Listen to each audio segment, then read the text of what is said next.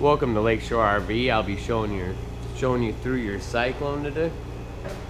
On your very front cap, you got two LED strips for helping for docking.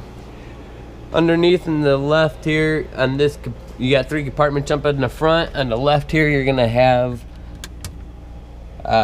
hydraulic fluid that's gonna contain your levels. Right to the right is gonna be your deep cell 12-volt battery.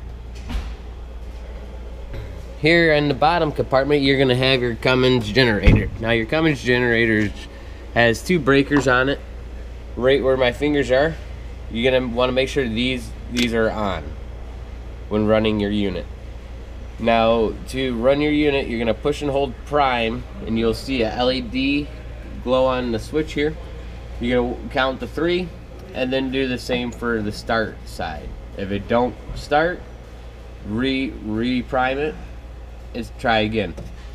Now if you run it out of fuel, you'll have to hold that prime button longer down on the bottom here. In the top compartment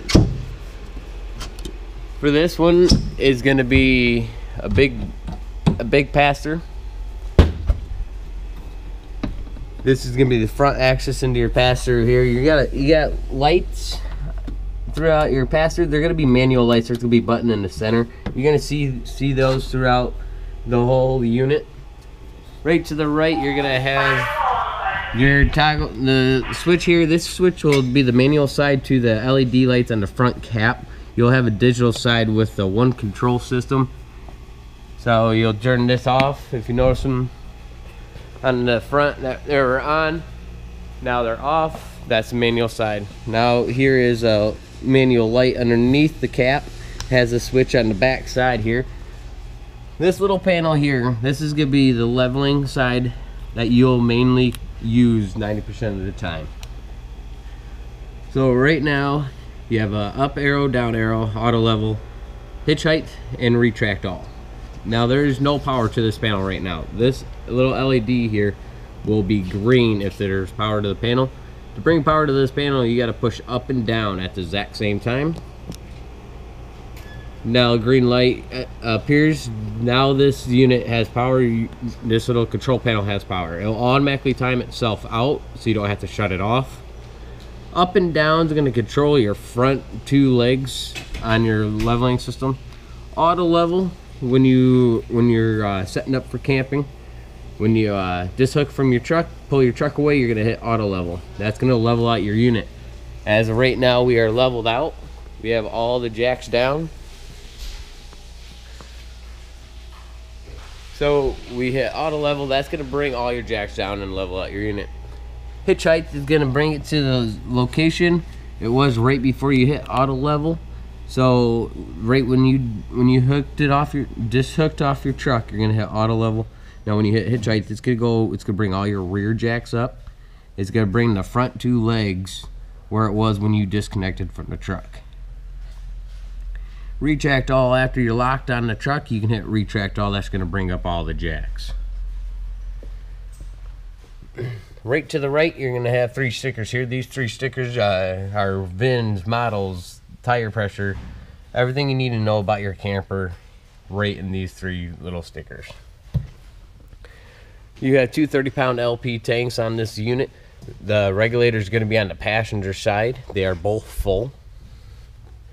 Here is your side access into your passenger. Again, we have a little manual light here on the left. You have spray hose. That's going to connect into the outdoor shower here in this little hookup compartment that has hot and cold water. Right at the very top of this compartment here, you're going to have 4 inlets for cable. And then you're gonna have one on the bottom is gonna be your satellite. So 4 different inlets for your 4 TV hookups for cable. You have one satellite hookup for the input. Now tank fill. This is where you're gonna hook your water into. Tank fill is gonna fill the unit.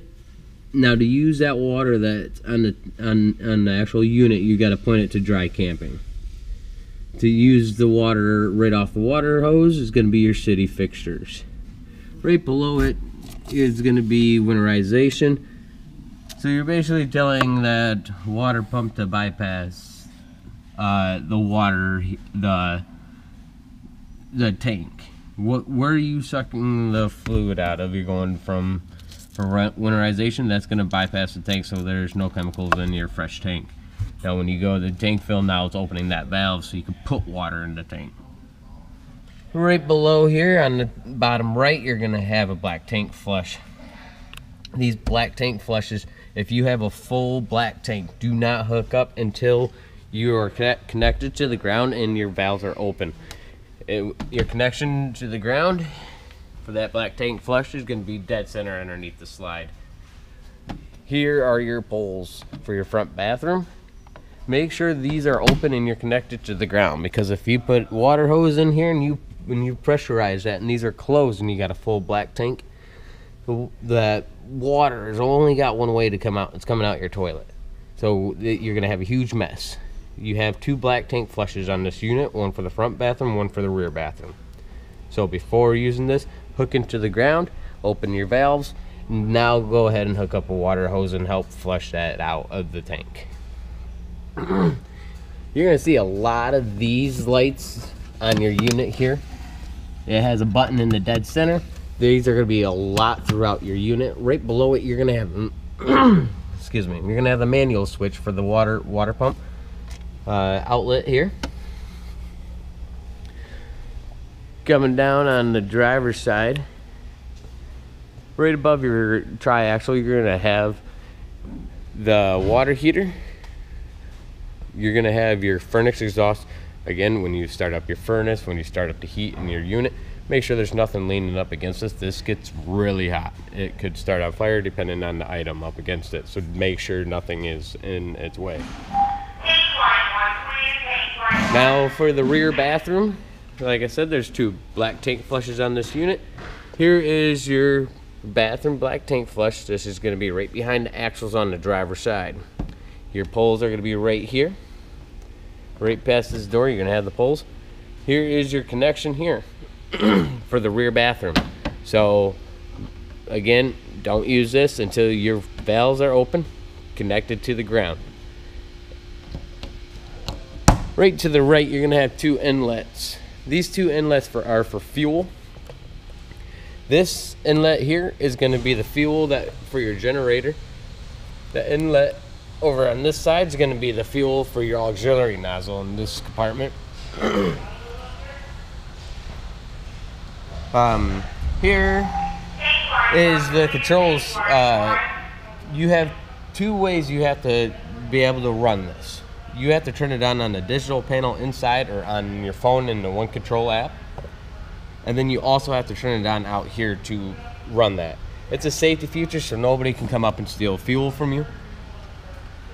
Right here is going to be your 50 amp cord. This is a reel. It's powered by the switch over on the right side here compartment. This side is, as soon as you release off that switch, it's going to go into a freewheel and you can pull that cord. Backside here, you're going to have your outside porch. It does have the rear awning with the rear LEDs with the 3 seasons door.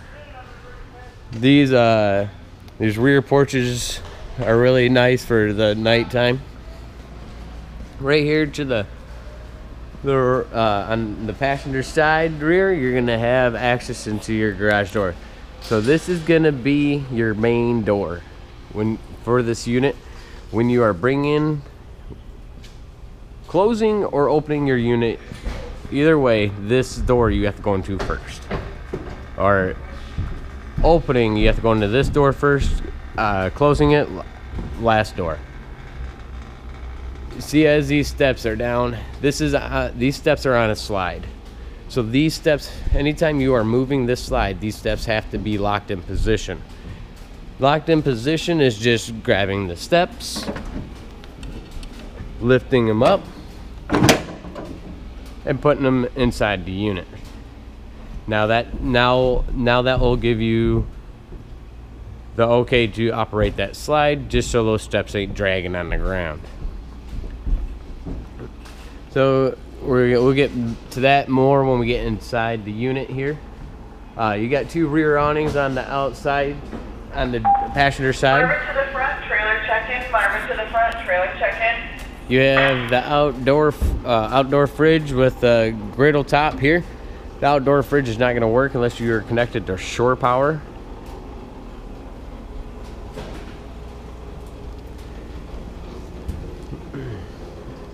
Outdoor speakers here. These outdoor speakers are controlled by the stereo inside. You're going to have 3 different zones. You're going to have a garage zone, you're going to have a living room zone, and you're going to have an outdoor zone. It's going to be A, B, C. You can have them both on, or all 3 on.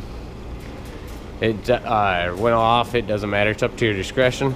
Inside this pass-through here, water heater bypass is right to your left. Right to your right is going to be battery shut off, right above this light here. Just know when you're plugged in, if that is shut off, you're not charging the battery, and also no power is coming out. Outdoor hookup for the TV out here. This is the output, cable and satellite output. Right to the right, you're going to have your other 30-pound LP tank.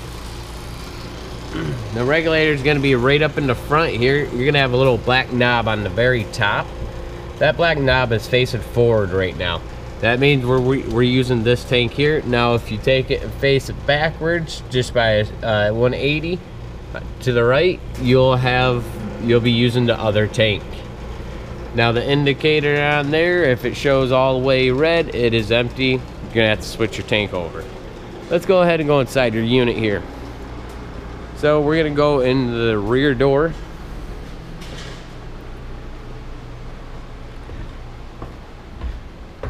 So as soon as you look up, right when you walk in this door, to get to your main panel, there's going to be a switch here. This switch is your slide room control. So this slide control switch is going to control the slides in the kitchen that sits on the fridge, as well as the one right over on the left there. These slides will come in.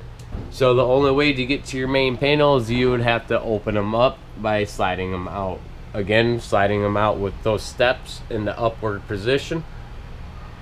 And now this is what your unit's going to look like when you open it up. It'll just be all powered down. You'll walk straight ahead. Main panel is here. Here is your digital side. We're going to start from the master bedroom and then work our way back, so we'll get more in depth with this digital panel here in a minute, as what you'll see on your One Control app on your cell phone, as well as getting into all the switches around your unit. We're going to start from the master bedroom. Master bedroom here. You're going to have your 2 lights here. These lights, again, like I said, these lights are going to be all the way throughout your unit. They're going to be little tap lights. You're going to have 2 in the closet. These are charging stations. You got USB chargers as well as outlets on both sides. Right above it, you're going to have another light. Here off to the left inside the bed slide, the master bed, you're going to have 2 individual lights above. As well as right to the right here. This switch is going to control LEDs underneath the bed.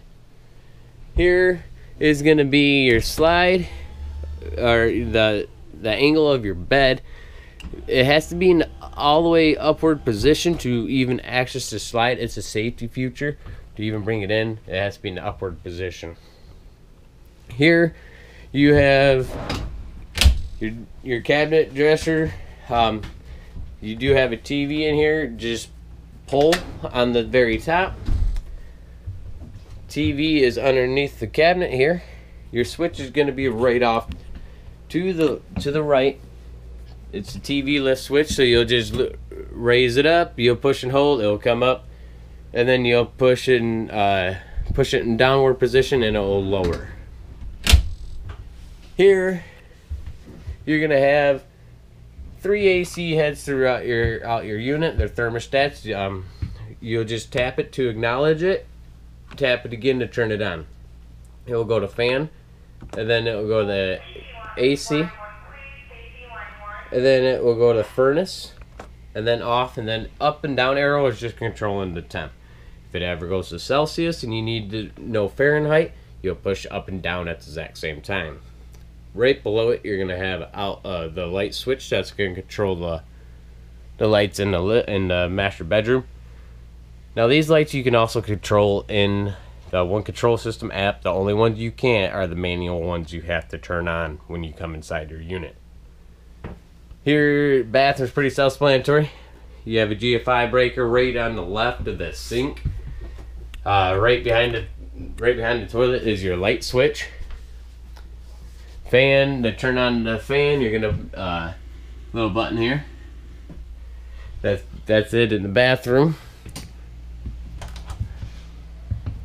Now, again, right on the steps of the living room area, you're gonna have another thermostat head.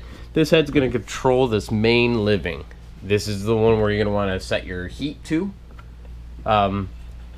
Here, right to the left, you're gonna have the digital side. So everything you see there's 90% of everything on the digital side, there's a manual switch for on this unit. There are some where there is not a manual switch.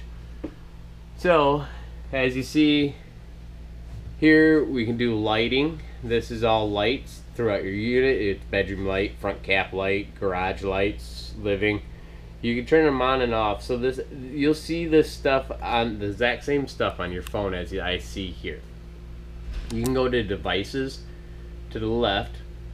This will give you awning control, generator control, leveling, lighting, monitoring panel. The monitoring panel is where your shows you your levels of the tanks, black tanks, gray tanks, fresh tanks. It also is the fuel pump. Remember I told you that outside fuel pump had to be on a digital way too. That you have to turn that on here, as well as your water heater and water pump. And then you can also control the slides from this. So if you have the app, you can actually open this living room slide without even having to access the garage.